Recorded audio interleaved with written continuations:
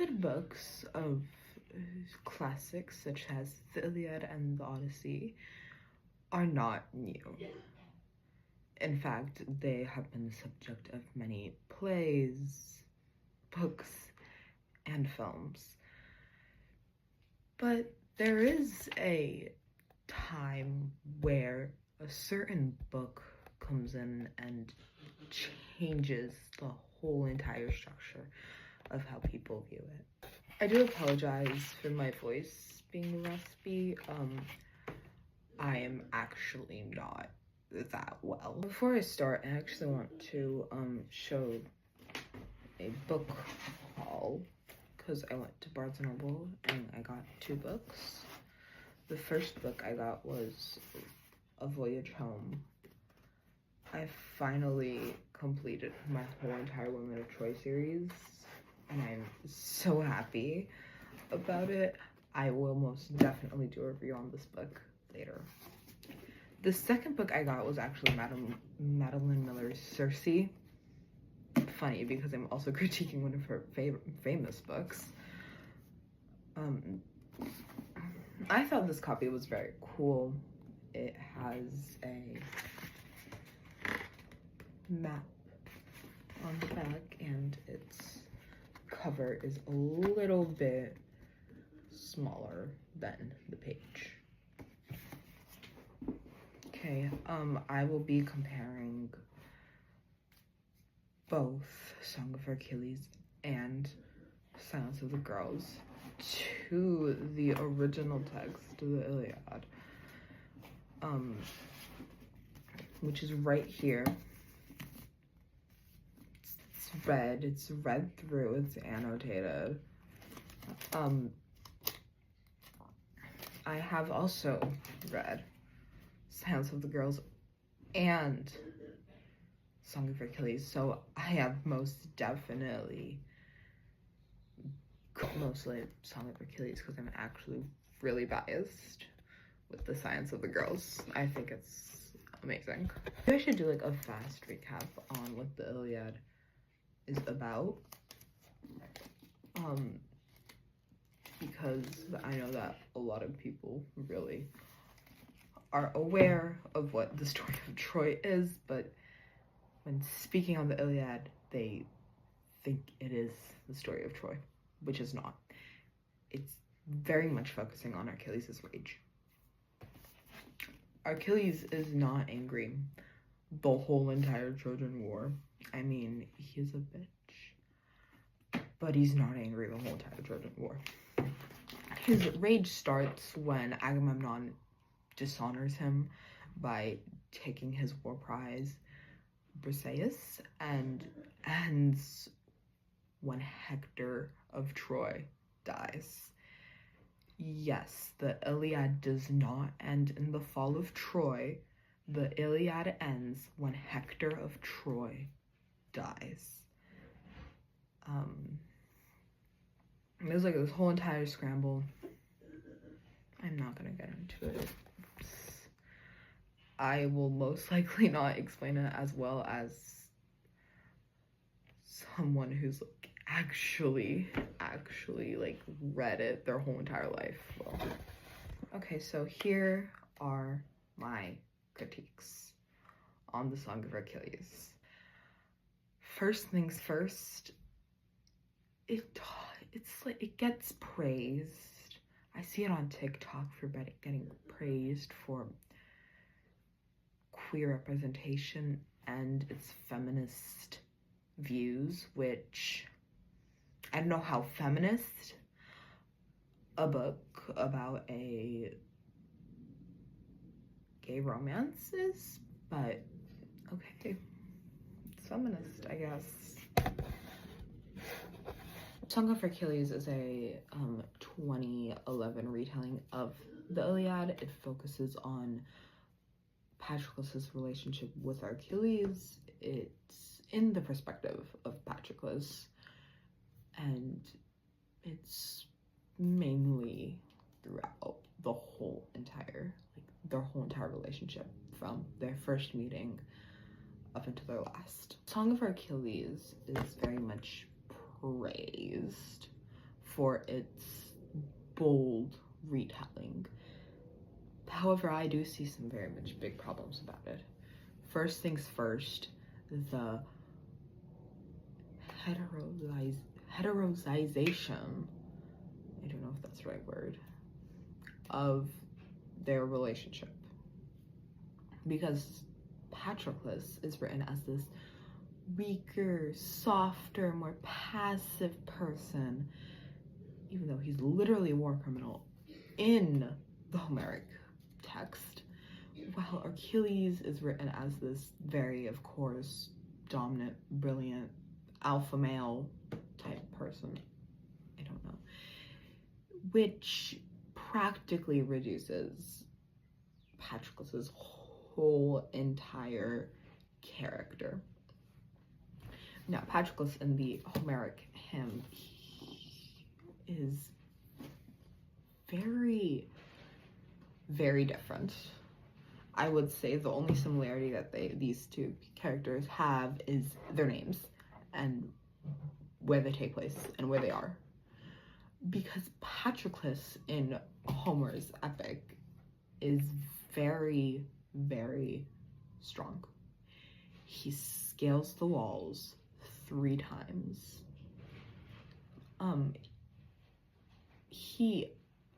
He goes and fights when Achilles is being stubborn, like absolutely stubborn. And he's like very, I wouldn't say better. Oh, wait, no, hold on. I know what I wanted to say. He kills the same amount of people than Hector, as Hector of Troy. He is happy to kill Hector's brother. Very happy. Homer gives him all these like cool epithets, and the fact that he's just reduced as a little soft, weak boy is just nonsense. I do actually see a big pattern with this kind of trope. The alpha male and the omega kind in same-sex male relationships. Mostly in those kind of relationships. Especially in webcomics. I cannot describe the amount of webcomics where I see one stronger, one alpha, they're so cool, and the other is very much more feminine, very, very much more soft for narrative comfort. And it gets to a point where it's like, okay, what the fuck are we doing? This is definitely fetishization, and definitely more of a, why the fuck are we doing this? Because it gets to a certain point where, as a society, I genuinely do not know how long we can do this until this is what's seen as the norm in same-sex male relationships. There's also a bunch of misogyny in this book. I personally don't know if Madeline Miller suffers from internalized misogyny, but from this book, I would most likely say yes. Just by reading this book, I would be like, this woman literally suffers from internalized misogyny. And it's very, very apparent. Let's take Thetis for an example, Achilles' mother. In the Homeric epic, she's portrayed as very affectionate and protective. She mourns her child. She practically does everything for her child. She goes up to Zeus, she pleads with him to, hey, make the Trojans win for a while because my son was dishonored. She is like absolutely a mother to this boy. But in Madeline Miller's retelling, she's portrayed as very cold and distant and a obstacle in their relationship. Why? Why? If it's known for its feminism, why is it portraying a woman as an obstacle? Very much is, hey, she sucked. It's not accurate to Homer's epic, and it's very much a genuinely a fuck you to such a protective and affectionate woman. Next criticism I have is about how Diomina is written. I don't know how that's how you say her name, but she's essentially Achilles' wife in the epic. She is, however, shifted as more of a rapist, per se, in the retelling, which it takes the blame more off of Achilles and centers it on women who have been hurt. Of course, depending on which version you read their story, either she is forced and raped by Achilles, or they have a very consensual, very loving relationship. But of course, it is ancient Greece.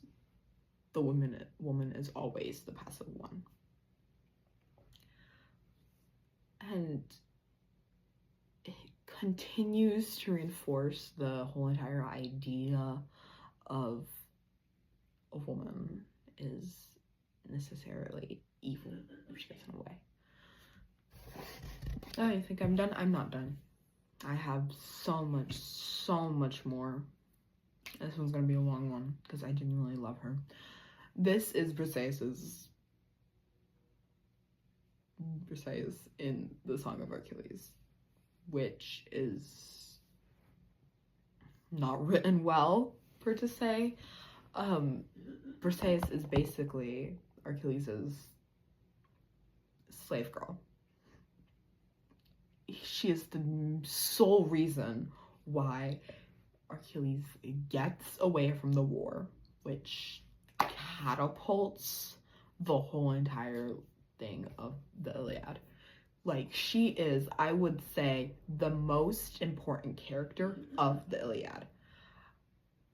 I would genuinely call her the most important character of the Iliad, and I can go so much deeper into why. But the way Madeline Miller writes her is she removes the whole entire trauma and softens Achilles by making him seem more gentle towards Briseis. Now, Briseis is, of course, one of her main attributes is she represents wartime violence, especially towards women, especially sexual violence. And Achilles is the sole reason of her angst. Like, he's literally the sole reason of why she's even in this situation. The whole entire thing of the retelling with Briseis, it reduces her trauma into absolutely nothing. It just makes her a bestie of Achilles, which I know for a fact no woman would want that. I know that would want that. Of course, if you want for a more LGBTQ plus retelling of the Iliad and the Homeric's hymn, I mean, also the Trojan War, I would recommend you read this book. Of course, take it with a grain of salt. No, actually, I would recommend you reading the Iliad itself, because I feel like it does a better way. Because no matter how much it's like queer romance, it very much seems like it's very straight. Of course, take that with a grain of salt. I'm just a teenage girl. I don't know what the fuck I'm saying half the time. But if you want a more feminist retelling of the Iliad, may I suggest Dance with the Girls. I personally love this book so much. It is basically the Iliad, but Briseis' point of view. It talks about women's experiences in war, especially about sexual violence. However, it does have some very uncomfortable scenes. So basically there's this one scene, I forgot which chapter it's in, but there's one scene where Achilles is having sex with Briseis, and he basically calls for his mother, which is weird, but also kind of makes sense for Achilles, because in this, he has like an obsession and need for her, because he has mommy issues, and he wants his mother's approval very much. However, a really good one about this book is she does not dumb down Patroclus. And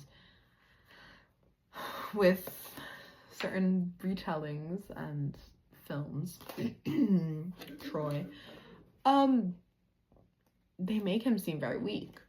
But no, she makes him seem very strong. She literally says, Briseis literally talks about how she was terrified because she knew who this man was when she first saw him. She does not act like he's weak whatsoever. Of course, take everything I said with a grain of salt. I would recommend you read these books if you are interested. However, I would recommend you start with the baseline story. I would also recommend you read the Iliad. No, sorry, the Odyssey if you want to read Circe. I am actually really tired, so I'm guessing this will be my sign off. Of course, do whatever you want with what I just said. Okay, bye. Hope you enjoyed. I'm the host, Eurydice. Please like and subscribe so I know post more. Goodbye.